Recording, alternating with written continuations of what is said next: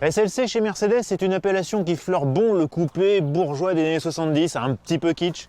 Mais maintenant, SLC, c'est l'appellation officielle du SLK restylé. Si l'appellation change, la formule, elle, ne change pas. C'est toujours celle d'un roadster qui cherche le bon équilibre entre confort et sportivité. Et c'est particulièrement vrai dans cette version AMG. C'est bien un restylage dont a bénéficié le SLC, mais les modifications paraissent si importantes qu'on a l'impression d'avoir affaire à un nouveau modèle. À l'avant, le bouclier a été entièrement redessiné. La calandre au contour adouci s'orne d'une grille effet diamant. Les optiques avec feux de jour à LED s'harmonisent avec les dernières nouveautés Mercedes. À l'arrière, les feux, également à LED, bénéficient d'une architecture intérieure inédite. Pour des raisons de coût, le profil est cependant inchangé. Le toit escamotable réclame pour sa part une quinzaine de secondes pour se déployer, et si la manœuvre doit obligatoirement être démarrée à l'arrêt, elle peut être poursuivie en roulant jusqu'à une vitesse de 40 km/h.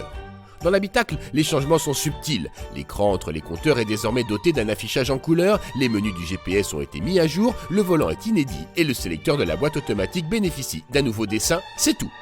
Sous le capot, il y a du changement. Adieu le V8 5,5 litres atmosphérique, place à un V6 biturbo de 3 litres. On perd 54 chevaux au passage, il en reste encore 367, mais surtout on gagne 90 kg sur la balance. Et plus intéressant encore, le prix d'entrée baisse de 20 000 €. L'affaire du siècle.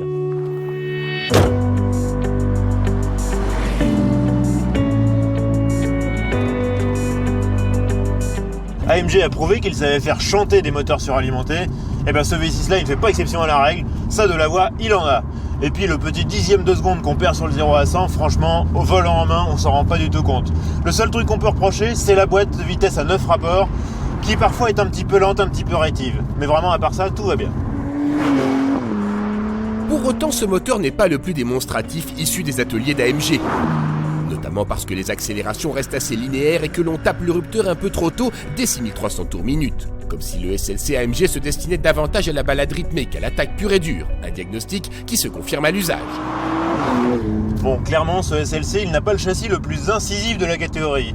Pour bien faire, il lui manque un différentiel autobloquant et des suspensions pilotées, deux équipements qui sont facturés en option et qu'on n'a pas sur ce modèle-là. Bon, malgré tout, même sans ces équipements-là, on a quand même un comportement routier très équilibré, un châssis suffisamment joueur mais en même temps facile à prendre en main et un bon amortissement. Bref, de quoi s'amuser quand même.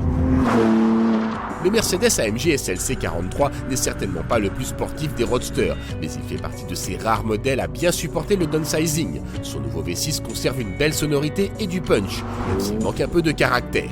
En outre, le SLC AMG trouve un compromis original entre confort et sportivité. Avec son prix en baisse, il mérite tout votre intérêt.